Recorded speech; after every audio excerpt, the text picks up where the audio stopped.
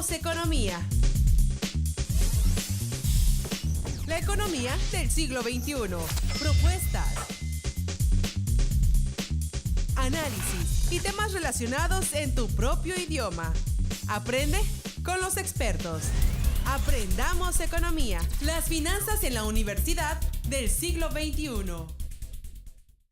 Hola, ¿qué tal? Buenas tardes. Estamos en su programa Aprendamos Economía, la economía del siglo XXI, y estamos iniciando un excelente programa porque hoy vamos a hablar de dos temas de muchísimo interés para todos nosotros.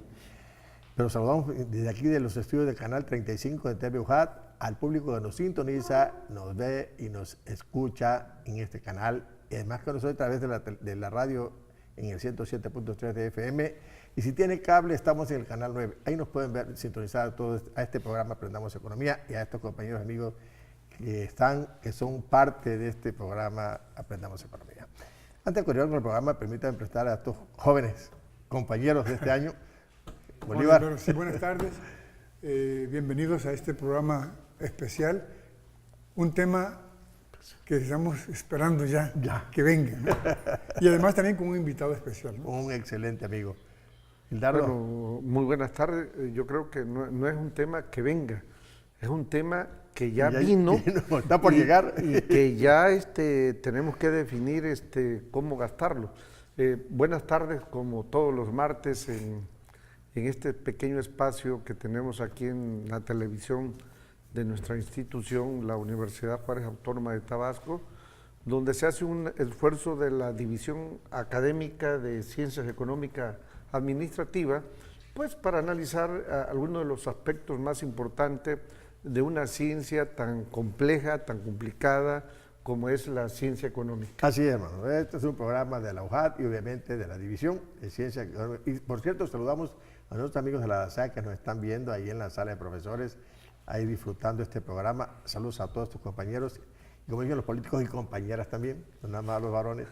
Y bueno, las y los. Desde aquí, las y los, como dicen todos. Entonces, tiene un programa muy bueno. Mira, vamos a tocar dos temas de muchísimo interés. En primer lugar, vamos a hablar del aguinaldo, ese tan esperado dinero que muchos ya recibieron, otros están por recibirlo porque el límite es el 20 de este mes. Mañana.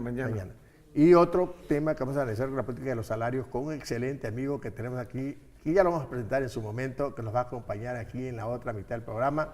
Vamos a hablar precisamente de esa política de los salarios que tiene que ver con el aguinaldo. Son dos puntos que se hilvanan o se hilan de forma tal que vamos a analizarlos uno por uno. Entonces, pero entremos de lleno a analizar el caso del aguinaldo. El aguinaldo es una prestación muy importante que se contempla precisamente en la Ley Federal del Trabajo, en el artículo 87. Es una prestación que todos los que trabajamos de alguna manera en este país, yo creo que una vez revisaba datos, y en muchas partes del mundo también se contempla esta prestación extra, en España, en varios países de América Latina, en Argentina, en Bolivia. Yo revisaba datos y casi todos los países de este continente contemplan esta prestación al final del año. Algunos lo dan al final del año, otros dan en medio del año, pero al final de cuentas reparten a lo largo del año este dinero con sus trabajadores. Aquí en nuestro país, pues todos los que trabajamos en este momento, los que estamos ejerciendo alguna actividad productiva o prestando algún servicio, entonces somos sujetos a recibir este dinero extra. Comentaba hace un rato que ya algunos ya lo recibieron, ya hasta se lo gastaron quizá, pero yo sí recomiendo que guarden un poquito para la cuesta de enero. Otros están en el extremo de recibirlos en esto mañana, como decía Gildardo hace un rato, pero al final de cuentas este dinero es algo importante. Es una prestación consagrada en el artículo 87 de la Ley Federal del Trabajo, que por lo menos contempla la Ley Federal del Trabajo, son 15 días que se le puede dar al trabajador de salario y que tiene como límite cubrirse hasta el 20 de diciembre. Entonces todos los que trabajamos de alguna manera reciben alguna prestación, este dinero extra, es de acuerdo a la organización, es la generosidad. El mínimo, hablamos de 15 días de salario, y de ahí lo que quiera dar la organización de acuerdo a sus trabajadores y de acuerdo a sus ingresos, porque las empresas les ha ido muy bien algunas en este año, otras pues no están bien, pero de alguna manera van a cubrir esta prestación a sus trabajadores. Hablemos del aguinaldo, Gildardo. Bueno, yo creo que el día de hoy muchos trabajadores hay que clasificarlos, ¿no? Como los clasifica la misma Ley Federal del Trabajo. tanto trabajadores del sector público como trabajadores del sector privado. Bueno, de entrada hay una diferenciación muy clara. Para los trabajadores del sector privado hay un mínimo de 15 días y las posibilidades de crecer están en función, bueno, de la relación económica que se tenga con la empresa donde se elabora. Claro. En el caso del sector público, ahí el mínimo son 40 días. Claro. Ahí hay una gran diferencia.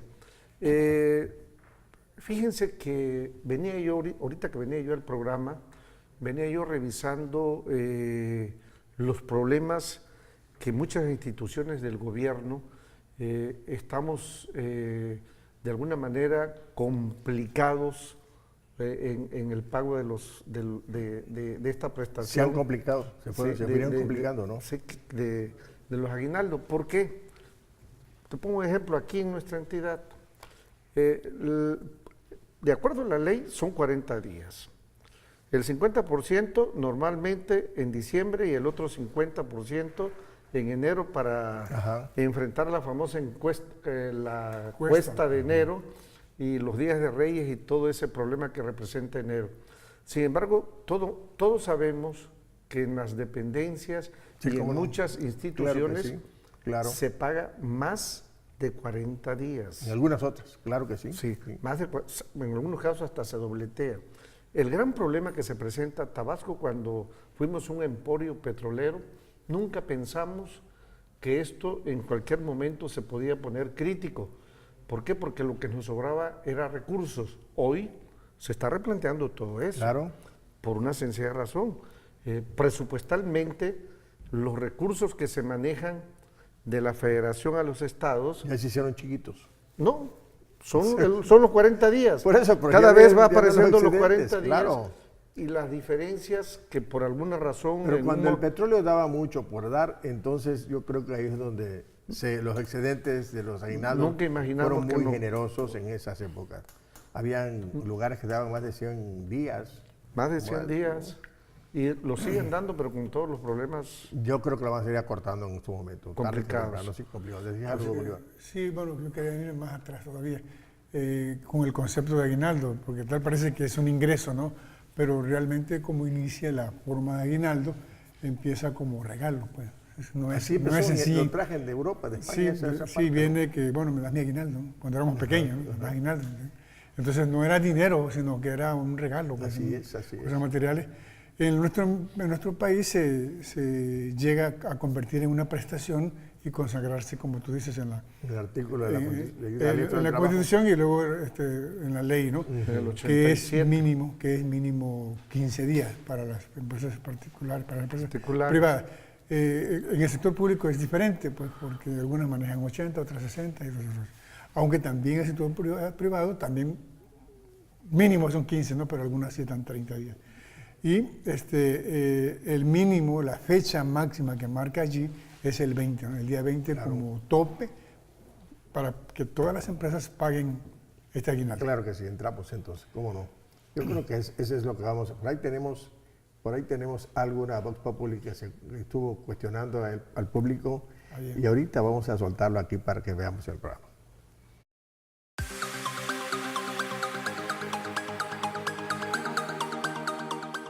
Bueno, invierto mi aguinaldo en los estudios de mis hijas, en su escuela. Ahorita mi inversión es la escuela de ellas. Pues en construcción, así que como tengo mi casa, pero mi casa no está terminada, pues compro material para hacerla un poquito más bonita. Tengo familia, ahora que viene aguinaldo, los gastos en ropa, lo que hace falta últimamente para, como llega ahorita la vecina en diciembre, eso es lo que... Es el aguinaldo que de verdad en serio. Normalmente del 100%, a veces el 30 o el 40%, pues en algunos gastos familiares decembrinos.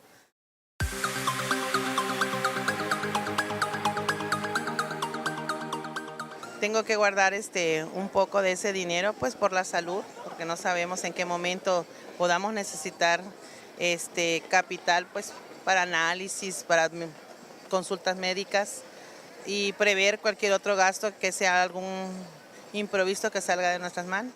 Sí, más que nada para la comida, pues como tengo 2 hijas, pues me exigen pues sus gastos. La realidad, como esta es la situación como está ahorita, no podemos ahorrar tanto, pero sí lo ahorramos para ahora, porque venga lo que se puede exactamente.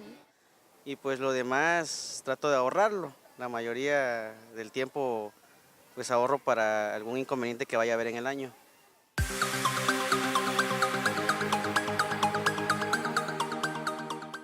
En administrar, antes que nada, bien su aguinaldo, pagar algo de deudas que tengan y guardarlo, porque pues realmente emplearlo cuando realmente se requiera, sea necesario, por salud o porque algún artículo que realmente haga falta y sea necesario en casa. Pues sí, lo recomendable sería guardar, porque nunca sabe uno en qué momento te sirve un imprevisto. Necesitamos guardar, pero a veces que hay necesario para la medicina, para algo. Dios nos ha ayudado mucho, gracias a Dios, y a ver si podemos seguir más adelante, ahorrando un poco a poco. Que Dios le bendiga a todos y ahorran también, que no se gasten mal dinero, sino que guarden un poquito exactamente. Pues sí, ahora sí que en general, pues normalmente en el año a veces pues llega lo que es la cuesta de enero, a veces surgen aumentos en los precios de la canasta básica, las gasolinas, y pues normalmente pues esto nos ayuda a veces también para tener pues un ahorrito o tener ahora sí un sustento guardado para poder utilizarlo. Pues fíjate que yo, revisando este Vox Populi que aplicaron a 3, 4 personas de allá en el público, yo creo que hay una conciencia mucho más generalizada, no de gastar todo lo que te llega, sino vemos a las personas que es una especie de administración de su aguinaldo en gastos, en ahorros, en prevención. Yo creo que las personas que se entrevistaron tienen muy bien claro esta parte de cómo manejar el dinero que va a recibir este fin de año. El uso más racional de esta prestación, ¿no? Yo creo que sí, por ahí está el asunto, porque a todos los que entrevistaron les interesaba guardar, ahorrar, prever y gastar una parte. Yo creo que no vale la pena el fin de año, festejos de Navidad, de Nochebuena y Navidad y de Año Nuevo. Es importante festejar, porque no sabes en qué momento no vas a estar con la familia, pero yo creo que vale la pena que también vayamos previendo, ahorrando y guardando un poco lo que recibimos. De regreso seguimos platicando con el aguinaldo. ¿Les parece?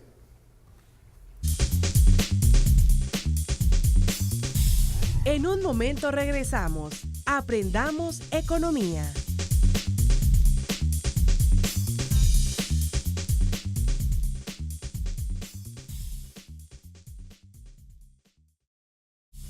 Continuamos en Aprendamos Economía.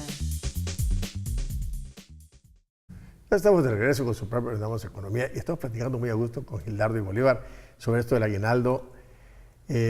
Realmente ahí en la pantalla tengo un teléfono que va a reconocer aquí al estudio al 358-1596 sugiriéndonos algún tema, algo en particular, y del tema que estamos analizando nosotros ahorita, el aguinaldo.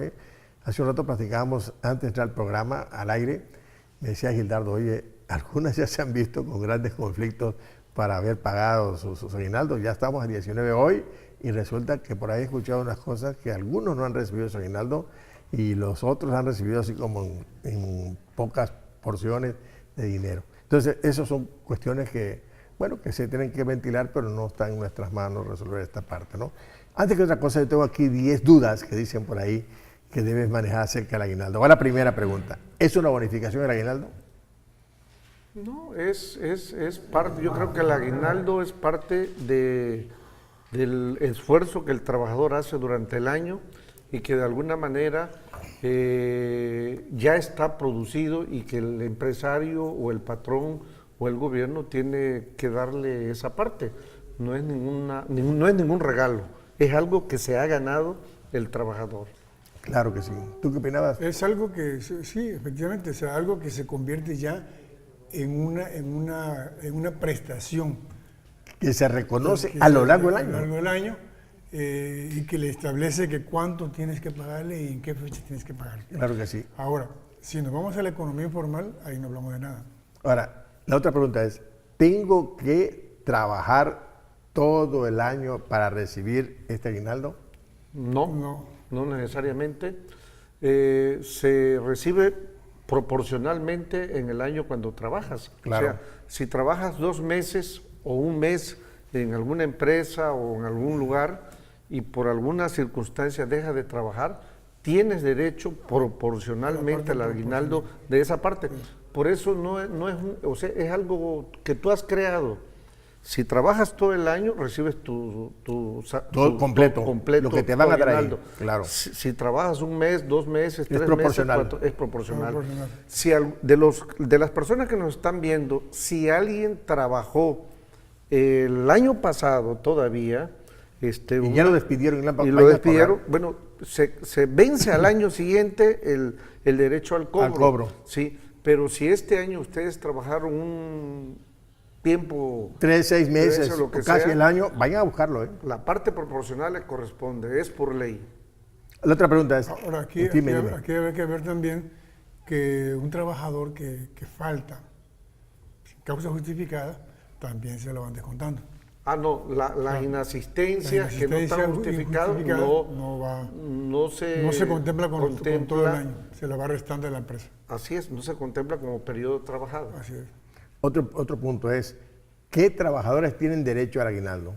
Todos. Todos los trabajadores, sin excepción. Sin excepción, todos los trabajadores. Todos están derechos. Aunque quizás habría alguna confusión, por ejemplo, aquellos que trabajan por honorarios, ¿no? Esa es otra pregunta que te iba a hacer.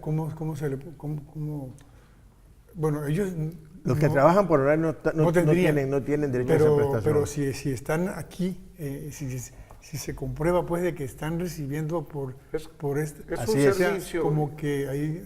Si lo comprueban que trabajaba 8 horas a una sola persona durante todo el año y lo puede comprobar, entonces se hace acreedor de ese aguinaldo. Así es una prestación de servicio que si se maneja y de acuerdo al contrato que se establezca con el patrón, es que podría acomodarse. Sí, algunas empresas hacen eso, por ejemplo, sobre todo la Metal Mecánica hace de que a sus vendedores los convierte, los convierte pues en prestadores de servicios, de manera que le dan sus honorarios. Ahí se complica pues para la fecha del aguinaldo.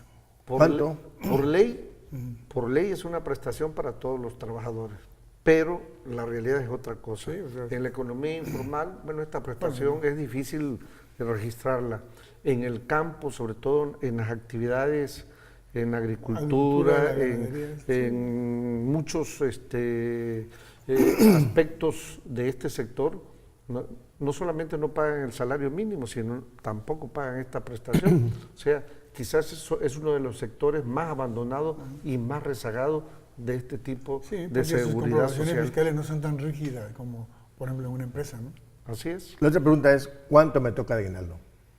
Mínimo 15 días. Según la ley, 15 días. Y si quieres saberlo, ¿cómo lo vas a lograr? En primer lugar, divide tu sueldo mensual entre los 30 días del mes, y luego lo multiplicas por el salario que ganas diariamente. Y eso te va a dar el aguinaldo que te va a dar por la ley. No te compliques la existencia. Si un trabajador... Digo, si lo quieres hacer ese cálculo, caray. Si eres trabajador de una empresa y si estás ganando 3,000 pesos, eso te va a dar 15,500. 15 días serían 1,500. Pero si eres un trabajador del sector público, allá son 40 días. O sea, significa que vas a ganar un mes de lo que estás ganando más 10 días. Claro. Pero aquí hay que aclarar, es sueldo nominal, no sueldo integrado que le llama cuando no, sin prestaciones. Otras prestaciones. Es nada más el sueldo que recibes. Sueldo base que le llaman. Sin prestaciones. Y la otra es que tú comentabas... Hay que tener en cuenta también de que si rebasa los 15 días o los 30 días, va a tener que pagar impuestos. O sea, le van a retener, esa parte le van a retener. Solo el mínimo, 2,000 y tantos pesos son los que no pagan impuestos. No, o sea, los 15 días de salario mínimo, o 30 pesos, sí. O 30 días de salario mínimo, va. La pregunta que tú hacías hace un rato, si me ausenté por enfermedad, ¿me toca aguinaldo? No. Te descuentan los días que estuviste por enfermo. Eso. Ahí está el impuesto. ¿Me quitan impuesto del aguinaldo? Si rebasa, pues, el tope. Si rebasas 2,018.70 pesos, 2,018 pesos, eso si lo rebasa, sí te aplican un impuesto. Si no, no. Una retención. Hasta ahí, de 2,018 pesos para abajo, eso no aplica ningún impuesto. De ahí para arriba, si ganas 2.100 pesos, 2.000 algo. ahí te aplica un impuesto para esta. Ahí Otra entra la tablita. Hay una tablita ahí. Ahora, la otra pregunta es, ¿hasta cuándo me pueden pagar el aguinaldo? Ya dijimos hace un rato, ¿no? 20 de diciembre. Hasta el mañana. Mañana. Mañana 20 de diciembre se vence. Sí, pero si se le pasa y todo este rollo, eso vence en un año. No, tiene un año. Tiene un año para pero, poder pero ¿qué reclamar. se te pasó a ti? Sí, por eso no me No, acuerdo. no lo como empresa. cobraste. No cobré, cobraste. Tengo hasta un año. Hasta Pero un año. pero la empresa o la organización está obligada al límite de 20 de diciembre. Lo que comentábamos, Tabaco está viviendo una etapa muy crítica. Me queda claro que todos los patrones pues luchan por cumplir con esta prestación, pero sabemos que estamos en una recesión tremenda. Le llaman stand-by. Y a muchas empresas a lo mejor no podrán cumplir mañana. No. Ahí me imagino que Va a haber el quizás empresario una con sus trabajadores Una tendrán negociación. una negociación Una negociación. para que ellos puedan cobrarlo después, ¿no? O en parte, como O en pueda. parte, una negociación. Una negociación No, entre pero ellos. tendrá que ser en una sola exhibición, pero podrán negociar. Claro. Por eso, Por tiene que ser una negociar. sola exhibición, pero si la Tendrá que negociar el plazo. empresa no Sí. tiene los recursos. Porque si una empresa no expresa la intención de pagar. cumplir el 20 de diciembre? de diciembre, se le finca responsabilidades, que va desde 3 salarios mínimos hasta 315 sí. salarios Salario mínimos como multa. Por eso, pero tú donde trabajas te das cuenta la situación de la empresa. Porque no se ocultan las cosas, pues. No se pueden ocultar. ¿No? Entonces, te das cuenta qué está pasando. Entonces, ahí el dueño o el que administra la empresa debe entrar en un proceso de negociación con los trabajadores y revisar las cosas, plantear las cosas como están y llegar a un acuerdo. Y yo creo que por ahí van muchas empresas que están en esas condiciones. Sí, Yo platicaba con bastante. algunos de los compañeros afuera antes de esto que llamamos el programa y ya tienen algunos problemas que no le han pagado su aguinaldo. Y lo que decía Gildardo hace un ratito, ¿no? Algunos de los problemas porque la crisis está golpeándonos a todos nosotros. La pregunta que sigue. Más a las empresas. Así es. Porque el gobierno pues se maneja un presupuesto, ¿no? Pero Sí, pero el gobierno paga un aguinaldo fuera del presupuesto autorizado. Lo autorizado son 40 días. por eso. O sea, Y si por son eso. 80 o 90, pues ahí hay que buscar esa diferencia Ese por es en dónde. otras negociaciones, pero cuando Sí. son los 40 y nada de eso, ya está en el Ya es presupuesto. Claro, complicado. Claro.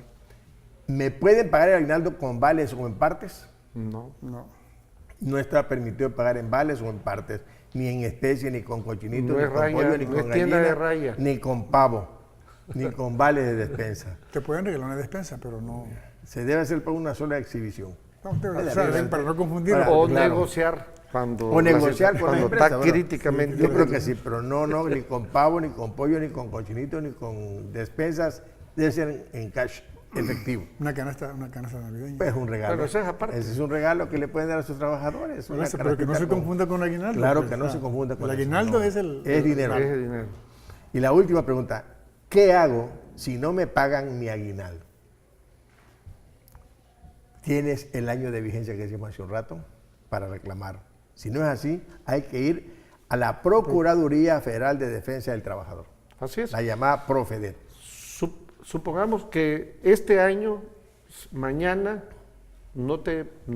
por alguna razón tú no lo cobras, más que no te lo pagaron, sino porque no estabas, Claro. saliste, trabajaste un tiempo nada más en esa empresa y por alguna razón no te presentaste a cobrarlo. Bueno, tienes todo el año siguiente, ¿sí?, para cobrarlo, porque al año se vence, se se vence vence. y Sí, ahí todo se ese año pierde. para hacerlo. para- Tienes Claro. un año para cobrarlo. Así Y es. fíjate que con la llegada de los aguinaldos empezó la compra de cosas. Yo he estado revisando, he ido a ver si están las tiendas departamentales, si hay movimiento, pero un movimiento mucho más. No sé si tú has ido a ver cuando, Mira, yo cuando veo- te mandan al súper. Yo veo, a diferencia del promocional, veo que todos estamos esperando eso. O sea, hay un nerviosismo porque ya venga, ¿no? Independientemente cuál sea el uso, ¿no? Algunos lo sí. querrán para consumir totalmente, Claro que otros, sí. bueno, independientemente de eso. Pero ya esperemos que llegue. ¿Tú qué has No, visto? No, yo estoy cuidando mi aguinaldo, porque Ajá. pues, si no se me lo gasto ahorita, imagínate, para el Día de los Reyes no voy a tener nada. No, yo creo que... Hay algo, debe gastarlo. Fíjate, yo veía un dato acerca de los especialistas en finanzas familiares, personales, un datito que presentan ellos, y dice, bueno, ya vimos el Vox Populi, a los que entrevistados dijeron, no me lo gasto todo, tengo que guardar un poco. ¿Qué recomiendan los especialistas en finanzas? Dice que este ingreso extra que tenemos, y fíjate, es el de que decía ahí, guardar un porcentaje. ¿Qué recomiendan? Guardar entre el 10 y el 20% de lo que recibimos para poder esperar la cuesta de enero. Pero sabes que sigo platicando. El próximo, vamos al corte y ya vamos a presentar a nuestro invitado en el siguiente corte. Vamos a entrar a platicar con él, ¿les parece?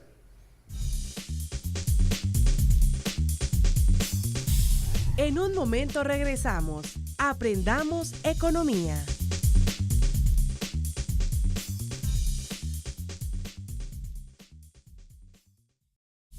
Continuamos en Aprendamos Economía.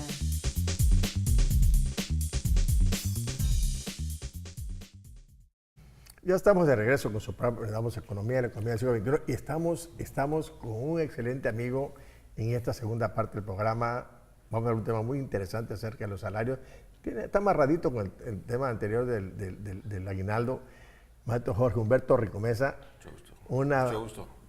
Aparte de amigo que es de los grandes profesores que tenemos en la división, de los fundadores de esa división, de la licenciatura en administración, es licenciado en administración, es maestro en administración, su bendito currículum es un ensayo, yo lo trato de resumir en pocas palabras, con todos los diplomados que ha hecho, todos los cursos que ha estudiado, aparte de su trayectoria en el sector público, trabajó en el Banco Agroindustrial del Sureste, Agropecuario del Sureste, trabajó en el gobierno del Estado en la Contraloría, en recursos humanos, en asuntos, bueno, en director de asuntos académicos de la UJAT, bueno, ha tenido muchísimos cargos aquí, que más que irle alargando porque quitamos tiempo diciendo tantas cosas a la plática que tenemos con él.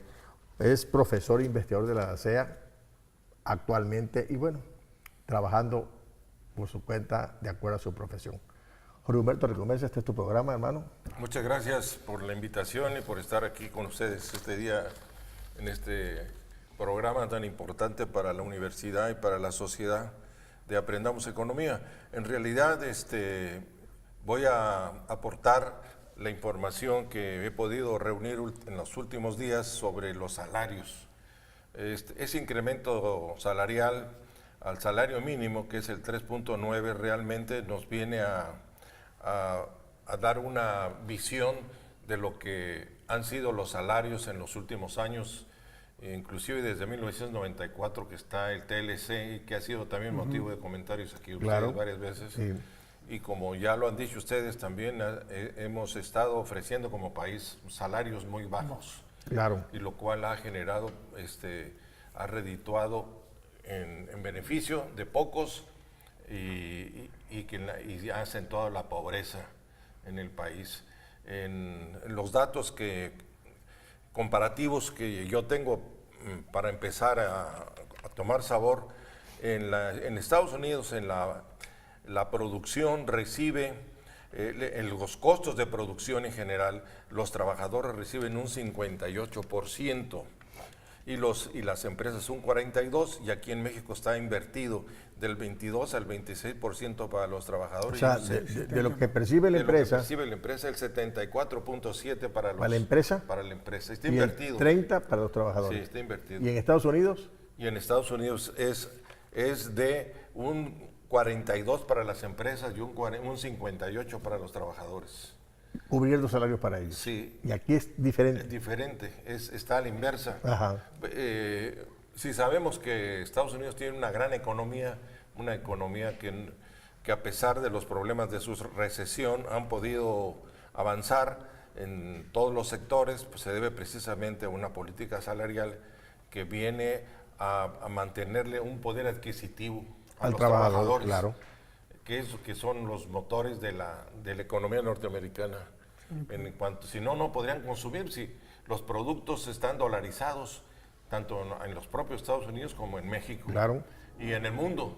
¿verdad? Porque Claro. sus costos así están calculados. Entonces, yo creo que en México debemos ser muy observadores de esa disposición, de esa realidad para mejorar el nivel de los salarios. Y yo en creo que México. por ahí se va la cuestión de Trump en el sentido de decir, de aumentar el salario. Se está dando un dato bastante interesante con respecto a esto, de que las empresas estadounidenses cubren de sus ingresos el 52% en salario de sus trabajadores y ellas se quedan con el 48% como ingreso, como beneficio de ellas. Aquí en el país al revés. Es al revés. Sé que le pagan al trabajo el 30% y ellos se quedan con el 70%. Con el 70%, en esa Entonces, proporción. y yo creo que por ahí es lo que plantea Trump, ¿no? Oye, denle un porcentaje más al trabajador y eso motivará el consumo y eso motivará el crecimiento de la economía. Efectivamente. También lo escuchamos de voz del primer ministro canadiense, que también habló sobre la política salarial en México. Y bueno, el ministro Guajardo dijo que pues, eran asuntos internos y que teníamos que, como país, pues resolverlos en su momento. Con motivo del nuevo salario mínimo a los 88.36 pesos por día, inclusive previo al conocimiento de ese porcentaje, el propio director del Banco de México, Agustín Cartes, dijo que debía de buscarse una política de incremento progresivo, sin llegar a afectar. Pero quiere decir que las propias autoridades nacionales ya han visto ese problema. La Confederación Patronal Mexicana también hizo observaciones al respecto, porque esperaban que el salario llegara al más de 96 pesos, el salario mínimo. Coparmex propuso 95 pesos. 95 pesos. Los trabajadores de la CTM propusieron 100 pesos. 100 pesos. Y sacaron una media. Dividieron los 195 pesos y quedó en 88 para 4 huevos, dice Gildardo, que aumentó 8 pesos. Sí, para sí. 4 huevos más. Y tiene La unidad vale 2 pesos. ¿no? Sí, sí. Ya le hicieron con 4 huevos, ¿no? Pues sí. Exactamente. Sí, Oye, muy objetiva la apreciación. No, esto del salario mínimo, realmente creo que si algo tiene que revisarse seriamente en nuestro país, es eso. Es ese aspecto. Porque no es un problema nada más para atraer inversiones. O sea, poner un salario mínimo de miseria, de hambre, represente para las inversiones que van a venir a invertir porque sus costos van a bajar y eso les va a permitir competir. En el mercado. Sí, yo creo que ese no es el objetivo. No es la solución. Necesitamos fortalecer nuestro mercado interno, pero olvídense del mercado interno, necesitamos darle una vida digna a nuestros trabajadores. A los trabajadores. No es posible que estén ganando salarios de miseria. Yo le decía... Son los mínimos a nivel mundial. Sí, ese es más mínimo, el mínimo del mexicano. Y que ni el vecino que aquí es el pedacito de país que se llama Belice. O Guatemala, o El Salvador. No, Belice, que es el más chico de todos, gana más que nosotros. Entonces el salario mínimo del mexicano. Yo decía, pasado, le decía yo a Guajardo, a esa gente, al de la Conasami, con 88 pesos que vivan un día. Que compren comida para sus 2 o 3 hijos que tienen, que les pague transporte en la combi todos los días. Me acordé de una frase entonces, de las manifestaciones, eso, salario mínimo al presidente para que vea lo que se siente. Entonces, con esos 88 pesos que esa gente come con sus 3 hijos y se transporta en el transporte público que te cuesta ahorita creo que 20 o 30 pesos un taxi, 16 pesos, 8 y tanto en una combi. Entonces, es lo que no entienden, pues. No hay la sensibilidad de parte del gobierno hacia el pueblo. No les preocupa. Y ni se ocupan de esa parte. Yo creo que es lo más importante el ingreso, porque entonces la gente, el rezago del salario se va quedando ese salario a la saga, y aunque les duele lo que le dice Trump, está poniendo en la llaga. Pues yo creo que también esa situación ha contribuido a la economía subterránea, claro, porque la gente busca otras opciones fuera de la norma, fuera de la ley, entonces está fuera, y busca otras actividades, muchas veces, no solamente las especulativas, sino las que están al margen de la ley.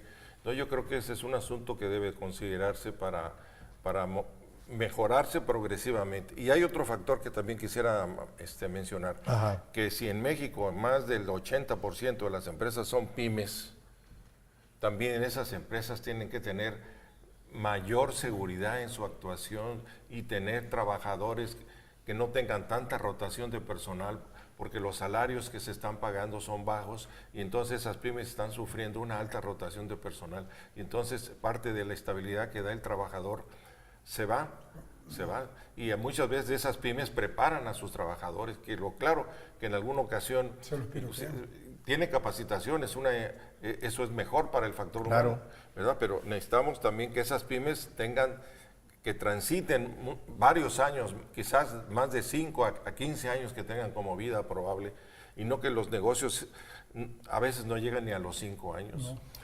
Entonces eso también contribuye a mejorar. Claro, pero la otra que te garantiza a ti, tú estás trabajando en un lugar que te pagan 2 pesos y tú quieres brincar a ganar 2.50 y andas buscando quién te ofrece más de tu salario y lo sientes mucho y te vas. Y esa es la rotación. Y la otra es que no quieren tener mucho tiempo un trabajador por la famosa pensión. Sí. La rotación, la misma empresa se dan varios fenómenos. Varios fenómenos. Mira, en el caso de las empresas, en lo que se respecta a capacitación, tampoco quieren, porque el capacitar a un trabajador es aumentar el sueldo. Invertirlo, pues, pero una vez que lo inviertes, otro se lo lleva. Claro, si no, es que es normal. Si tienes que motivar a alguien que entra a trabajar en una empresa y tiene un año y en ese año adquiere habilidades, destreza, conocimiento de su proceso.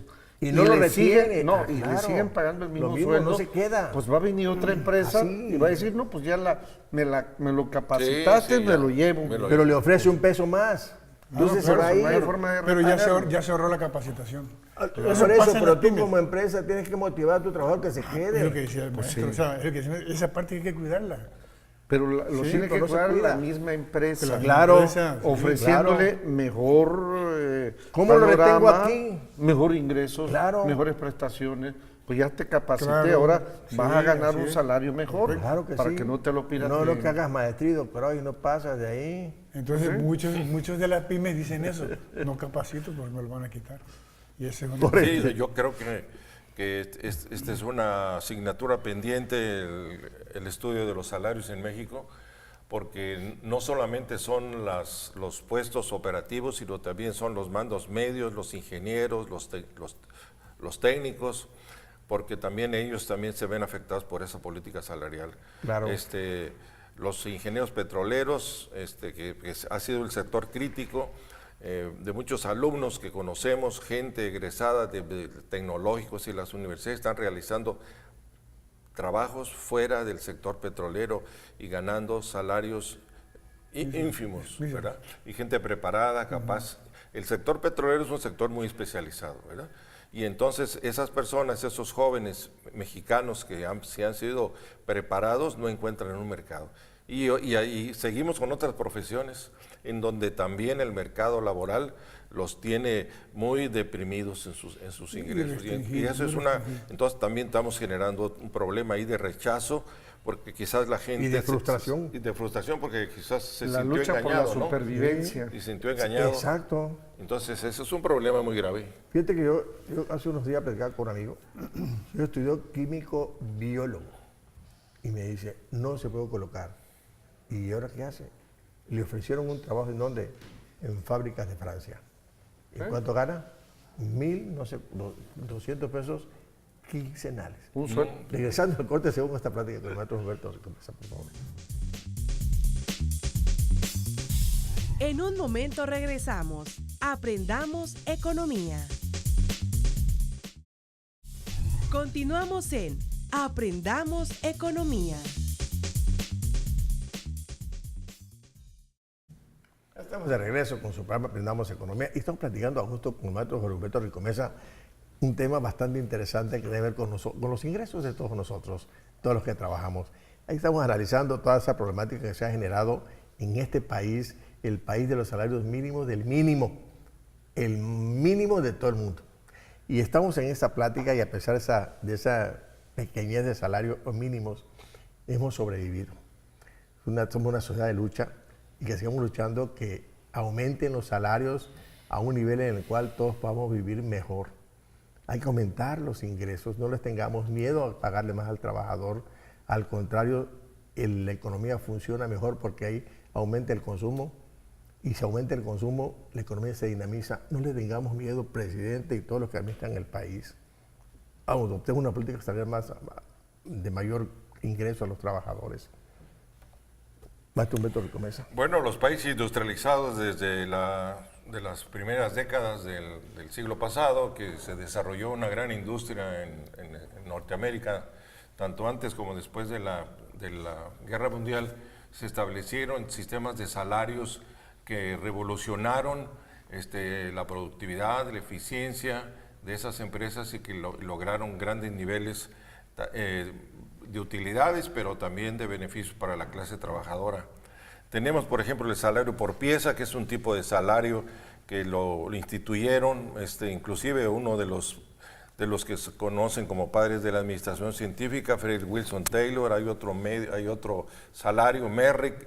Todos ellos están basados en el salario por pieza. Claro. El salario por pieza, que también se estudia previamente, no es un salario que se fije en forma arbitraria, sino que está determinado por ¿cuánto produces? Por la productividad promedio comparada con la productividad más elevada de un trabajador, y se busca un medio para poder de ahí en adelante, durante una jornada de trabajo, cuántas piezas se van a producir bajo distintos tipos de tarifas. ¿De ahí el término productividad? Y ahí está en términos de productividad. ¿Cuánto produces? Yo te pago lo que produces, X. Inclusive, a medida que se aumenta la productividad en el sentido de un horario de trabajo, los costos van a disminuir. Claro. Y también hay otros sistemas que está basado en la participación de las utilidades, que también tiene que ver con cumplir con una meta laboral diaria, y eso le va a permitir a la empresa reducir sus costos porque ha cubierto ya su meta de ese día, y entonces eso le representa que menos energía, menos costos de los horas perdidas, tiempo perdido. Sí, las pérdidas, sí, lo que es la parte operativa de la empresa, ¿no? Entonces son salarios que han estado vigentes, ¿no? También tanto en Estados Unidos como en Inglaterra, como Francia. También hay otros de un señor Emerson, que es muy famoso, y que también está basado en la participación de ganancias, pero también basado en la productividad. Maestro, sabemos que es toda usted una institución en nuestra división, por ya lo que mencionaba el maestro Paz. Ya por su experiencia, conocimiento, literatura que ha manejado, ¿qué nos podría usted comentar? ¿Qué aspectos importantes hay en la determinación de esos salarios? O sea, ¿qué causas, qué fuerzas, qué condiciones determinan los salarios finalmente? Bueno, uno de los factores son el desarrollo de los medios de producción, o sea, el desarrollo de la tecnología, que se ha ido manifestando progresivamente hasta llegar ahora a altos grados de automatización en las empresas en general. El conocimiento, la formación técnica especializada del técnico, del obrero, ese es otro factor que lo contribuye para buscar un incentivo para motivar al trabajador y para que reciba inmediatamente un beneficio de esa política salarial, porque el trabajador recibe inmediatamente, no está esperando inclusive que pase un periodo de tiempo, ¿verdad? Sino que efectivamente reciba lo que le corresponde por su participación en la producción. Y un detalle con lo que tú analizabas ahí, de acuerdo a los intereses de la propia organización. Yo quiero la producción que se termine en 10 días. Por lo que produzca te pago. Lo que mencionabas hace un rato, ¿no? Sí. Famoso destajo que le llamamos. Puede ser Sí, destajo. sí. Sí, y a mí me interesa acabar esto en tanto tiempo, yo te pido a ti, te pago tanto por esto. Y ahí salen los tipos de salarios que hay.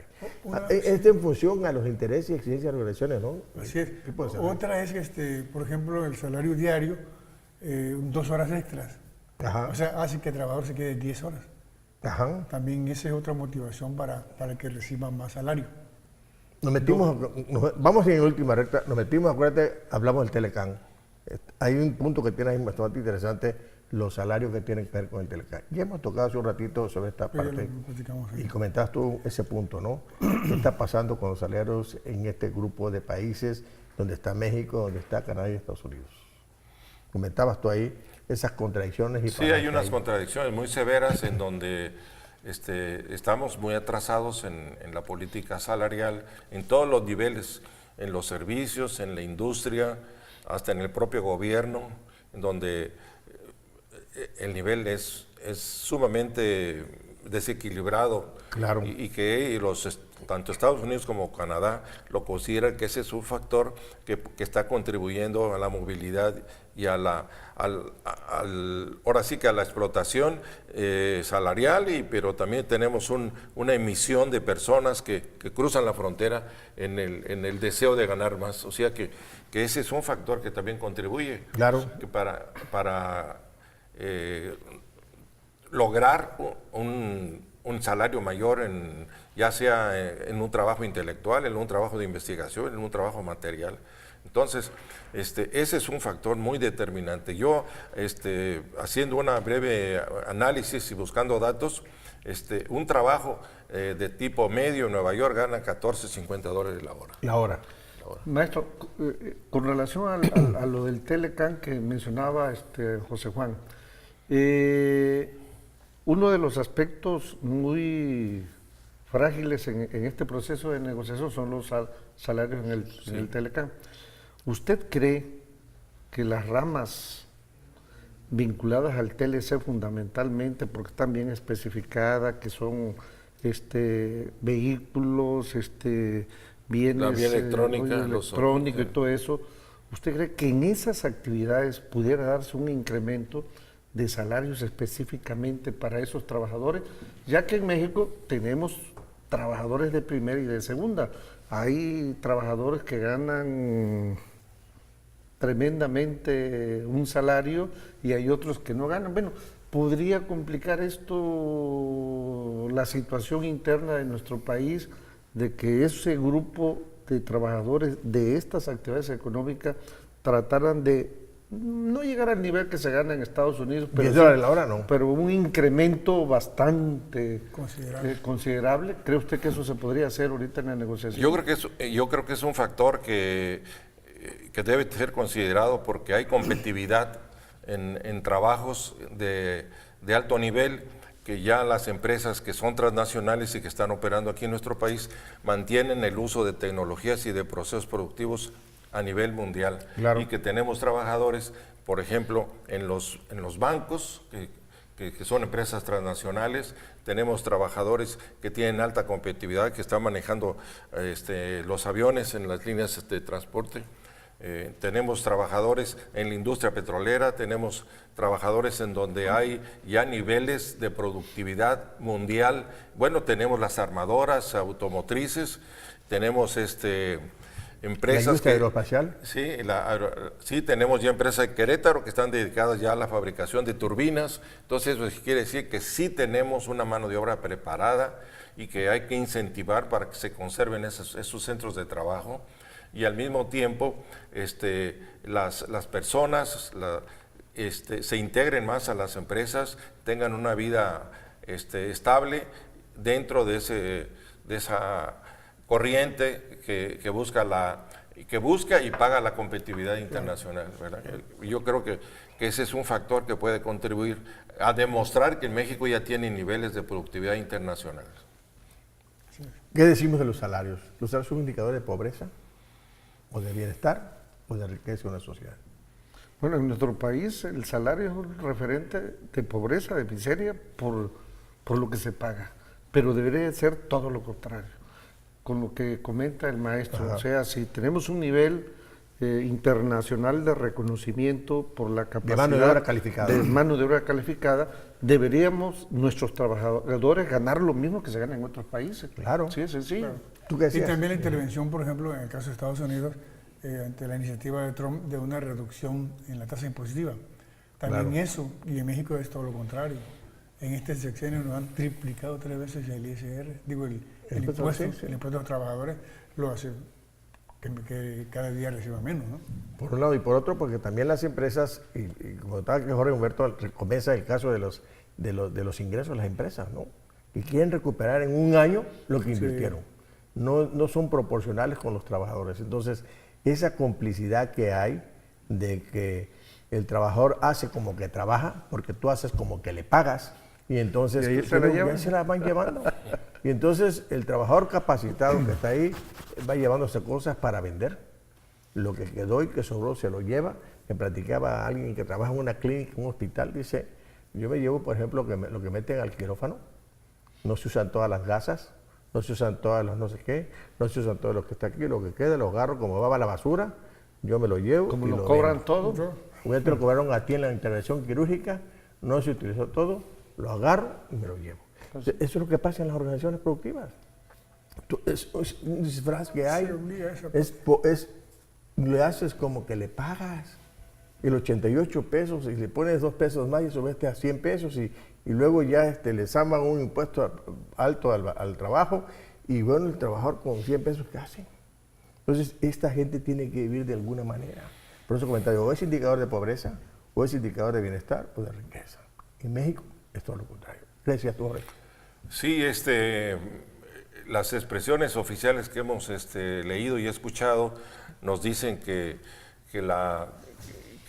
estamos arriba de la línea de la pobreza. Pero estamos ahí en la línea, ¿no? En la línea. Oye, ya se nos fue el programa, hombre. Vayamos cerrándolo. Tu comentario final, Jorge, porque eso no fue el programa encima. Bueno, pues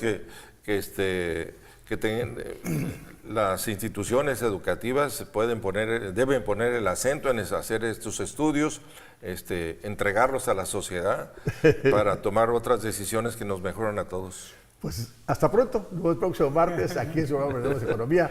Bueno, hemos pasado un buen rato con Roberto Ricomesa, maestro de la ASEA. Nos vemos. Esto fue Aprendamos Economía, las finanzas en la universidad del siglo XXI.